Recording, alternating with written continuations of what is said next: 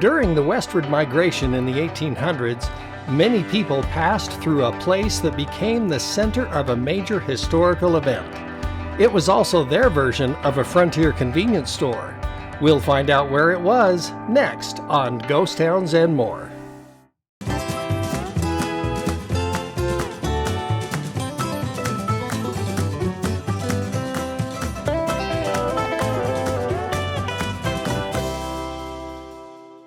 In 1843, frontiersmen Jim Bridger and Luis Vasquez decided to set up a fort to supply travelers in what is now located in the southwest corner of the state of Wyoming.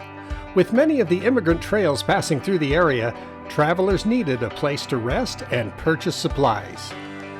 So it all started with the collapse of the fur trade.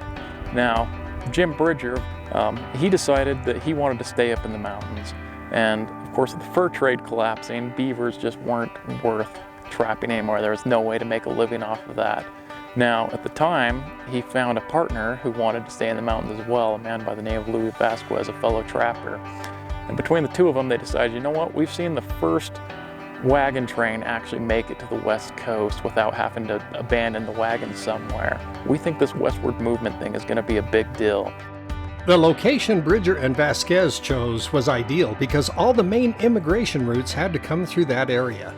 Of course, being along the trail system, we had the Oregon Trail, the California Trail, the Mormon Trail, the Pony Express Trail, as well as the Overland Stagecoach Trail come right through here. Once the fort was established, Jim Bridger and Luis Vasquez had a profitable venture going. The fort was the perfect rest stop and convenience store for weary travelers needing supplies and fresh animals.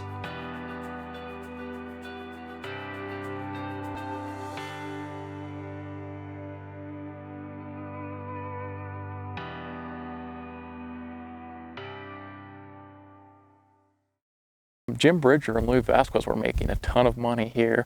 With the lush valley, they always had good cattle, good horses, and they kind of became used car salesmen.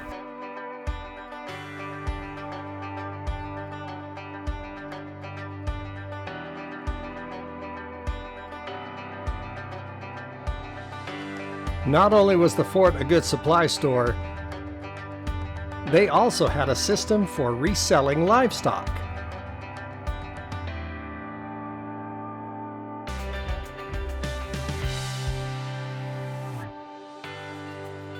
Essentially what they'd do is, as you showed up, you've just crossed most of Wyoming. That's about the roughest terrain the trail has to offer. Usually your oxen, your horses, whatever you were using were pretty hammered by that point. And hey, I've got a fresh pair of oxen for you. And you know what?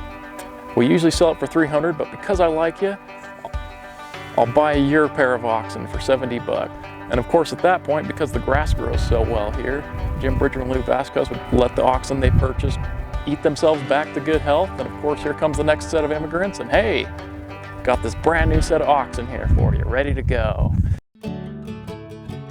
With the thousands of people who passed through the area, there were a lot of famous people who either passed through or stayed at the fort. We had a young laundress who started her working career here at the age of 14 that you may know. Calamity Jane got her start here.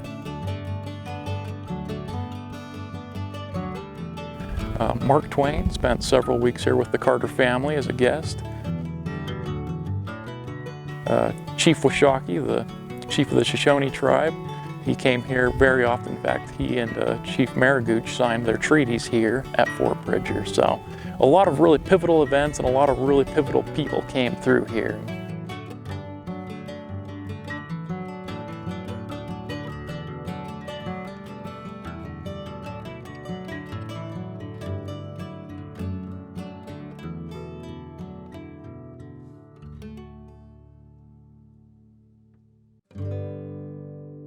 The fort was a busy place on the western frontier, and it also became the center of one of the more pivotal events that happened in U.S. history.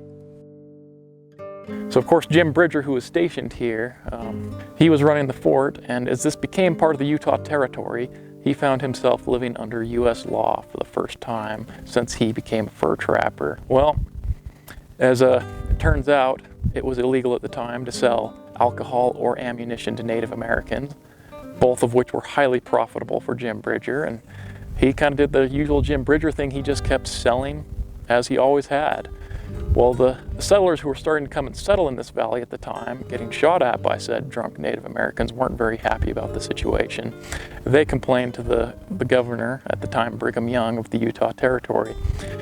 Now, Brigham Young and Jim Bridger, we know they didn't get along very well, so there was definitely some exaggeration on what was going on here. But Brigham Young decided he needed to take action, so he sent 150 armed man posse to come up here to arrest Jim Bridger and bring him back to Salt Lake for trial.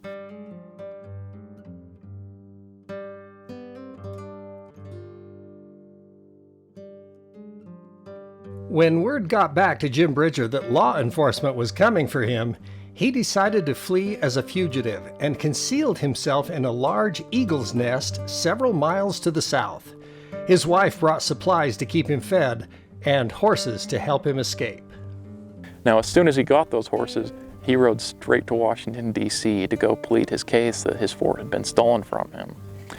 Now, of course, at that same time, here in the Utah Territory, relations between the representatives chosen by the president and the local Mormon people were not going well. They didn't get along. Exaggerations were made on some stories. President Buchanan got word that the Mormons were out here raising an army getting ready to invade the United States, which of course was not true, but that is what he was getting in his reports. With secondhand erroneous information, tensions rose and things got out of control. On the same note, because of the bad communication, the Mormon population out here was hearing that President Buchanan was putting together a task force to come out and kill every man, woman, and child. Also not true, but that's what they were hearing. You can imagine how both sides escalated in tensions, and of course they then got to the point of the Utah War starting. So a lot of people really underestimate how big an event this was, but President Buchanan mobilized 1/3 of the United States military to come fight the Mormons. So, big event in U.S. history, kind of a big blunder on President Buchanan's presidency. With the Latter-day Saints facing the real threat to their lives, they decided to take defensive action against this unwarranted attack. This was the Eastern Front for the Mormons. They decided they'd had enough, they'd been pushed around too much, and they were going to stand and fight. So they actually erected a 12-foot tall cobblestone wall around Jim Bridger's original fort in preparation for battle. And of course, as Johnson's army was getting closer and closer, they sent some scouts out. They kind of were sent with orders not to kill anyone, but to drive off animals, to burn any supply wagons they could, and they did a pretty good job of that.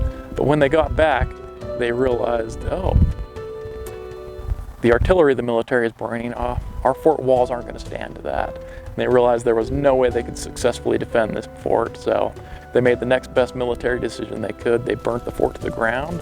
They burnt all the grass, all the trees, everything they could in the area, and they actually burned 60 miles of the old trail, just trying to put a slowdown on the military, and of course that worked really well.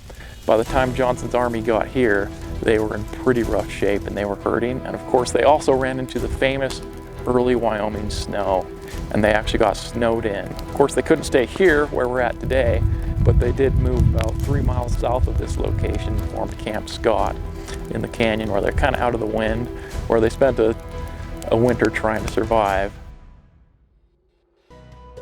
While Johnson's army spent a miserable winter, they decided to send an envoy to the Salt Lake City area to see what was really going on. They had 2 envoys that were sent down to Salt Lake, and we have this, again, a rare moment in human history where people actually talked. And they realized, oh, you guys don't have an army out here getting ready to invade the United States? And the Mormons said, no, of course not, we're just trying to survive. You guys aren't out here to kill us all? I said, no, we were out here to fight the army that apparently doesn't exist. And after talking it out for a little while, they were able to resolve something without violence. So more or less the Utah War ended without much violence being done. And I really think that's a phenomenal story that we could probably learn a lot from. and really should be focused on a lot more in U.S. history classes. After things settled down, business got back to normal, with the military rebuilding much of the fort. During that time, another person who had come with the military had considerable influence on the area. And with them came their post trader, a man by the name of William Carter, who actually found he liked this area. He settled down as the post trader or the sutler, basically had the rights to sell non-commissioned goods to the military guys here. So he set up a store here and was kind of doing the same thing that Jim Bridger was at an earlier date, where he was selling goods to the military, he was selling goods to all the immigrants who were still coming across the trail. He actually opened up 2 lumber mills about 18 miles up the canyon and had a cattle business that stretched across 3 of our current states. He very, very clearly became Wyoming's very first millionaire. William Carter also established a small town that was a freight terminal for the Transcontinental Railroad, and it is a picturesque semi-ghost town just a few miles north of Fort Bridger today.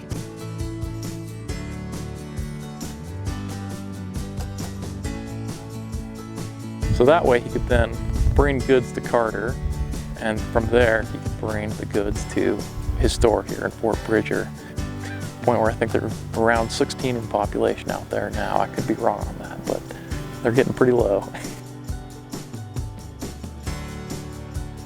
Fort Bridger had a long span of use and history before it was no longer needed as a military outpost. Fortunately, officials of the state of Wyoming saw the value of preserving Fort Bridger and its history.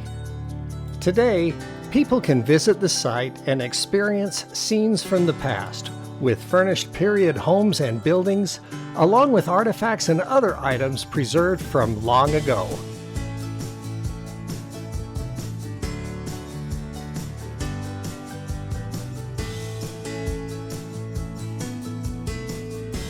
There's also gift shops and easy access, making Fort Bridger a great place to visit.